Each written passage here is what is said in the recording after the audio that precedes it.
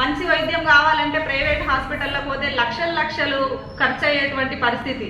మొత్తం ఈ పరిస్థితి అంతా ఏం చేస్తుందంటే కుటుంబాన్ని అంతా కూడా అప్పుల వలయం లోపల పడేస్తున్నటువంటి పరిస్థితి.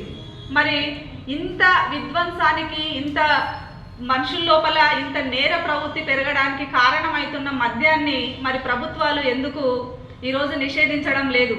ప్రజల సంక్షేమం కోసము ఒక్కొక్కరు ఒక గ్యారంటీ అని పెడతారు. ఒకరు ఉచిత బస్సు పెడితే, ఒకరు రైతు బంధు అంటే, వీటన్నింటి మీద దృష్టి పెడుతున్నటువంటి ప్రభుత్వాలు ప్రజల యొక్క డబ్బును ఇంత ఖర్చు పెడుతున్నటువంటి మద్యాన్ని నిషేధించడం పైన ఎందుకు పెట్టడం లేదు? ఇప్పుడు మద్యం తాగకుంటే చాలా కుటుంబాలు వాళ్ళు కష్టపడిన డబ్బుతో వాళ్ళని పోషించుకునే శక్తి వస్తుంది. ఇప్పుడు ఉచిత బస్సు పెడితే చాలామంది అది గవర్నమెంట్కు ఎంత నష్టాన్ని కలుగజేస్తుంది, అసలు ఈ ఆడవాళ్ళకు ఎందుకు ఉచిత ప్రయాణం పెట్టాలి అని చెప్పి చాలామంది మాట్లాడుతున్నారు.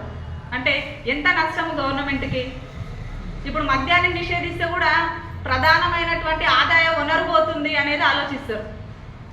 ఎప్పుడన్నా ఇట్లే మద్యం గురించి పిల్లలు స్కూళ్ళల్లో లేట్గా రావడము, పిల్లల కుటుంబాల్లో జరిగే హింస గురించి మాట్లాడితే కొందరు అంటారు, వాళ్ళు తాగకపోతే మనకు జీతాలు రావు అంటే ఎట్లయిపోయింది? అదొక ప్రధానమైన ఆదాయ వనరులుగా ప్రభుత్వాలు ఈరోజు నడుపుతున్నటువంటి పరిస్థితి ఉందంటే మరి ఇవి ప్రజా సంక్షేమ ప్రభుత్వాలు అందామా?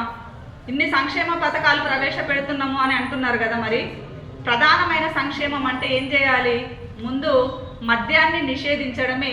ఒక ప్రభుత్వము ప్రజల గురించి ఆలోచిస్తుంది అని అంటే వాళ్ళు చేయాల్సిన మొదటి పని ఏంటి అంటే ప్రజలని బానిసలుగా చేస్తున్నటువంటి, ప్రజల జీవితాలను ఛిద్రం చేస్తున్నటువంటి ఇట్లాంటి మద్యాన్ని నిషేధిస్తే అది మనము నిజమైనటువంటి ప్రజా సంక్షేమ ప్రభుత్వంగా మనం గుర్తించాలి.